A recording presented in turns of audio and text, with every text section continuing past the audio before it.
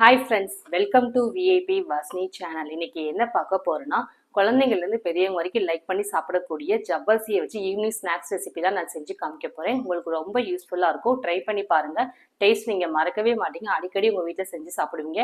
எவ்வளோ சாப்பிட்டாலும் இந்த ஸ்நாக்ஸ் பத்தாவே பத்தாது, சாப்பிட்டுக்கிட்டே இருப்பீங்க.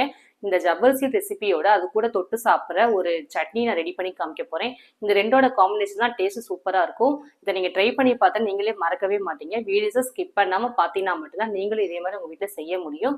ஸோ அதனால தான் சொன்னேன், வீடியோஸை ஸ்கிப் பண்ணாமல் பாருங்கன்னு. ஃபர்ஸ்ட் டைம் சேனலில் பார்க்குறவங்களா இருந்தீங்கன்னா சப்ஸ்கிரைப் பட்டனை கொஞ்சம் கிளிக் பண்ணிக்கோங்க. பக்கத்தில் இருக்கிற பெல் ஐக்கானை கிளிக் பண்ணும்போது ஆல்ன்ற ஆப்ஷன் கொடுத்தீங்கன்னா நான் போடுற வீடியோஸ் எல்லாமே உங்களுக்கு ஆன் த ஸ்பாட்டில் வந்து சேரும். வாங்க வீடியோஸ்குள்ளே போகலாம்.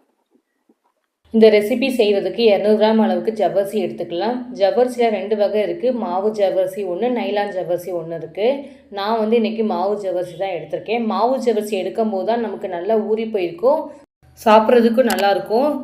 அதேமாதிரி நல்லா ஊறி போயிருக்கும். இதுவே நீங்கள் நைலான் ஜவ்வரிசி செய்யும் போது கொஞ்சம் அந்தளவுக்கு ஊறாது, வேக வச்சு தான் நம்ம எடுக்கணும். இதை வந்து நம்ம டேரெக்டாக நம்ம அப்படியே சேர்த்துக்கலாம். மாவு ஜவ்வரிசி எல்லாமே தண்ணியில் சேர்த்துட்டு 2 முறை தண்ணி ஊற்றி கழுவி எடுத்துக்கணும். மேலே வந்து கொஞ்சம் டஸ்ட்டு வரும். அதே மாதிரி மேலே இருக்கிற மாவு எல்லாமே நமக்கு தனியாக வந்துடும். க்ளீன் பண்ணி வச்சு திரும்ப தண்ணி ஊற்றி ஊற வைக்கும்போது நமக்கு ஜவ்வரிசிலாம் கரெக்டான அளவில் ஊறி இருக்கும்.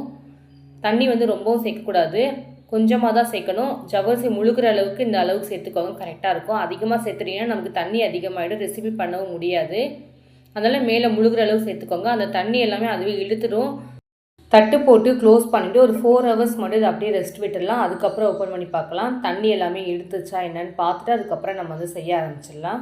ஊறட்டும். நம்ம அதுக்குள்ளே வந்து உருளைக்கிழங்குலாம் நம்ம வேக வச்சு நம்ம எடுத்துக்கலாம். நான் வந்து 2 உருளைக்கிழங்கு அளவு எடுத்திருக்கேன். இந்த 2 உருளைக்கிழங்கும் கழுவிட்டு குக்கரில் ஆட் பண்ணிக்கலாம்.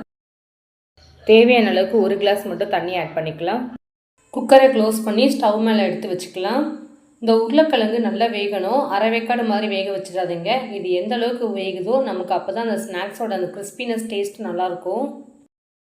உருளைக்கிழங்கு வேகிற அளவுக்கு ஒரு 4-5 விசில் விட்டுக்கோங்க, கரெக்டாக இருக்கும். 1 விசில் 2 விசில் விட்டிங்கன்னா நமக்கு உள்ளே வந்து வேகாமல் இருக்கும், வெளியில் ஃபுல்லாக வெந்துடும். அதனால் ஒரு 4-5 விசில் மட்டும் விட்டு எடுத்துக்கலாம். நெக்ஸ்ட்டு வந்து 50 கிராம் அளவுக்கு வேர்க்கடலை எடுத்திருக்கேன். இந்த வேர்க்கடலை வந்து மேலே அந்த தோல்லாம் இருக்குது பாருங்கள், அது எல்லாமே க்ளீன் பண்ணிவிட்டு மிக்சியில் வந்து பொடி பண்ணிக்கலாம். வறுத்த வேர்க்கடலை தான் எடுத்திருக்கேன். மேலாப்பில் அந்த தோலை மட்டும் க்ளீன் பண்ணிவிட்டு மிக்சியில் வந்து லைட்டாக பொடி பண்ணிக்கலாம். தோலோடு வேணும்னா கூட நீங்கள் அப்படியே கூட அரைச்சி எடுத்துக்கலாம். ஃபைன் பவுடராக அரைக்கக்கூடாது. லைட்டாக வந்து ஒரே ஒரு சுற்று மட்டும் சுற்றுனீங்கன்னா போதும், கரெக்டாக நமக்கு இந்த மாதிரி குறக்குறன்னு வந்துடும். இதை அப்படியே நம்ம வேறு ஒரு பிளேட்டில் மாற்றிக்கலாம். உருளைக்கிழங்கு வேக வச்சு ரொம்ப நேரம் ஆகுது. குக்கர்லேருந்து ஏர் ஃபுல்லாக ரிலீஸ் ஆனதுக்கப்புறம் குக்கரை ஓப்பன் பண்ணி பார்க்கலாம். உருளைக்கிழங்கு நல்லா வெந்துருச்சுன்னா இந்த மாதிரி வெடிச்சிருந்துச்சுன்னா உருளைக்கிழங்கு நல்லா வெந்திருக்கும் அர்த்தம். சப்போஸ் உங்களுக்கு வெடிக்காமல் நார்மலாக அப்படியே இருந்துச்சுன்னா வெளியில் மட்டும் தான் வெந்திருக்கும், உள்ளே வந்து கொஞ்சம் நமக்கு வேகாமல் இருக்கும். திரும்ப உடவு போட்டு கூட வேக வச்சுக்கோங்க. உரிக்கும் போது நமக்கு அந்த தோல் வந்து டக்குன்னு அப்படியே மேலாப்பில் வந்துச்சுன்னா உருளைக்கிழங்கு வந்து நல்லா வெந்திருக்குன்னு அர்த்தம். அந்த மாதிரி தான் வெந்திருக்குது. தோல் எல்லாமே நம்ம எடுத்தாச்சு. நெக்ஸ்ட்டு வந்து இதை சீவிக்கலாம். இந்த மாதிரி வீட்டில் காய் சீவுறது இருக்கும் பாருங்கள், அதில் வச்சு இந்த மாதிரி ஃபுல்லாக சீவிக்கோங்க. இல்லைனா நீங்கள் உருளைக்கிழங்கு வந்து மசிச்சு கூட எடுத்துக்கலாம். மசிச்சு எடுக்கும் போது நமக்கு கொஞ்சம் கெட்டியாக இருக்கும் அங்கங்கே. இந்த மாதிரி சீவும் போது ப்ராப்பராக நம்ம சீவி எடுத்துடலாம். அந்த ஸ்நாக்ஸில் உருளைக்கிழங்கு போட்டதும் தெரியவே தெரியாது. ஃபுல்லாகவே நம்ம இந்த மாதிரி துருவி போடுறதுனால அந்த ரெசிபியில் நமக்கு ஃபுல்லாக மேஷ் ஆகிடும், கரெக்டாக இருக்கும். உருளைக்கிழங்கு எல்லாமே சீவி எடுத்தாச்சு. நெக்ஸ்ட்டு வந்து ஜவ்வரிசி ஊற வச்சுருந்தோம், அதை ஓப்பன் பண்ணி பார்க்கலாம் எந்த அளவுக்கு ஜவ்வரிசி ஊறி இருக்குன்னு. ஊற்றின தண்ணி எல்லாமே இழுத்துருச்சு, சுத்தமாக தண்ணியே இல்லை, ட்ரையாக இருக்குது. இந்த மாதிரி ட்ரையாக தான் இருக்கணும். இந்த மாதிரி இருந்துச்சுன்னா தான் நமக்கு அந்த ரெசிபி பண்ணும்போது தண்ணி இல்லாமல் நமக்கு கெட்டியாக இருக்கும்.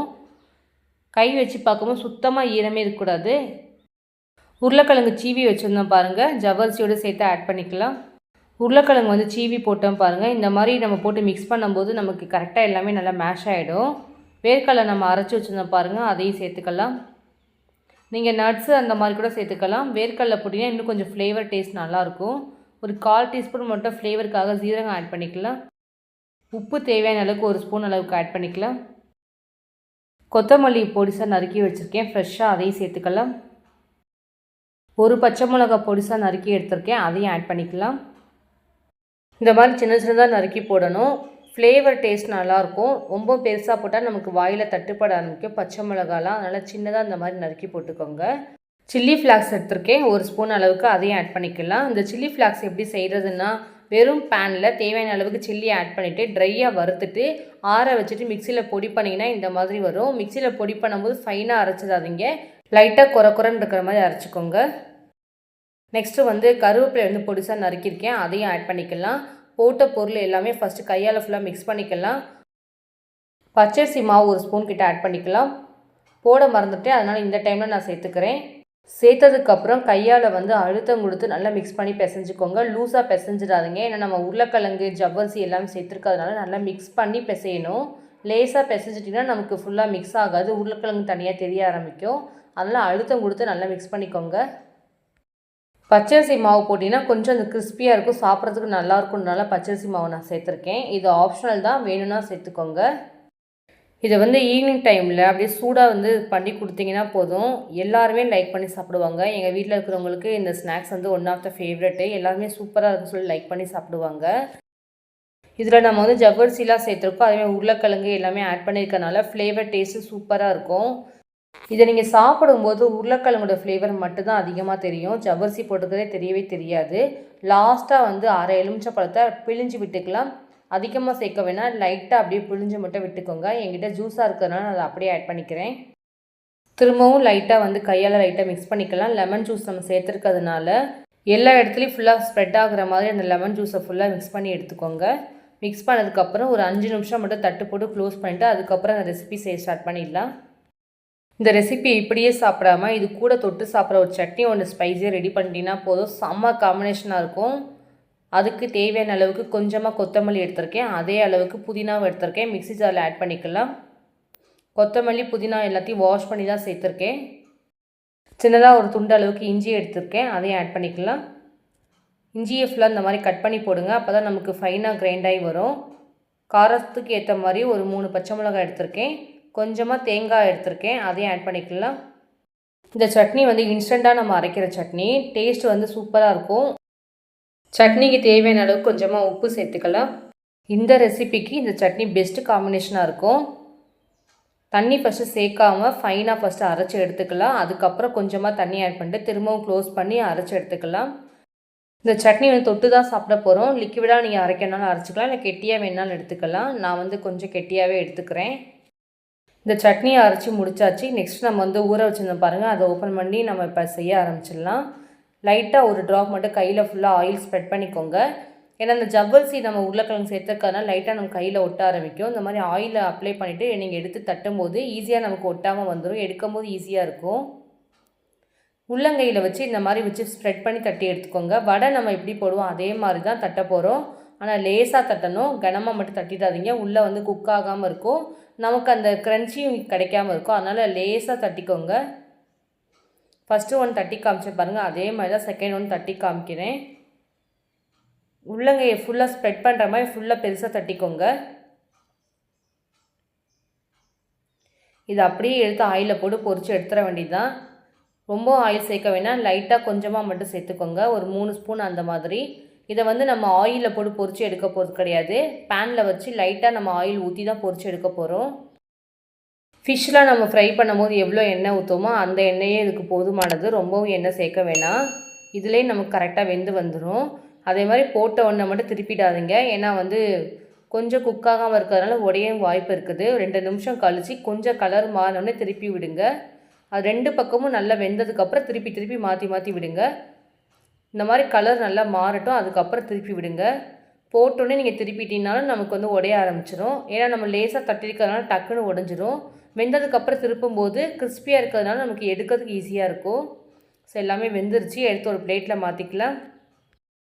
1 கப்பு ஜவ்வரிசியில் ஈஸியாக செய்யக்கூடிய வீட்டிலையே இருக்கிற பொருளை வச்சு ஒரு ஸ்நாக்ஸ் ரெசிபி நான் புதுசாக செஞ்சு காமிச்சிருக்கேன். இது எல்லாருக்குமே ரொம்ப ரொம்ப பிடிக்கும்.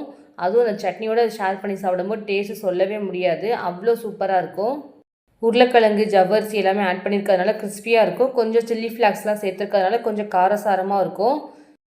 ஒன்று எடுத்து நான் பிச்சு காமிக்கிறேன் பாருங்கள், இது எந்த அளவுக்கு உள்ளே வெந்திருக்குதுன்னு. சாஃப்டாக இருக்கும், கிறிஸ்பியாக இருக்கும், சாப்பிட்றதுக்கு டேஸ்ட்டு சூப்பராக இருக்கும். எவ்வளோ சாப்பிட்றோன்னு தெரியாது, போய்கிட்டே இருக்கும் வாய்க்குள்ளே.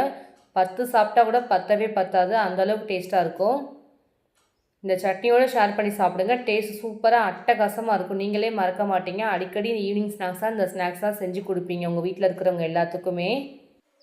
வீடியோஸை ஸ்கிப் பண்ணாமல் பார்த்துருப்பீங்கன்னு நினைக்கிறேன். இந்த ஸ்நாக்ஸ் ரெசிபி உங்களுக்கு ரொம்ப பிடிச்சிருக்குன்னு நினைக்கிறேன். இந்த ஸ்நாக்ஸ் வந்து எந்த அளவுக்கு குக் ஆயிருக்கு, மொறு மொறுன்னு இருக்கான்னு உங்களை நான் சாப்பிட்டு பார்த்துட்டு சொல்கிறேன்.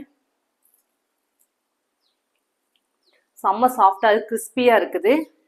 அப்படியே இந்த சட்னியோட இதை ஷேர் பண்ணி சாப்பிட்டு பாருங்க, சூப்பராக இருக்கும்.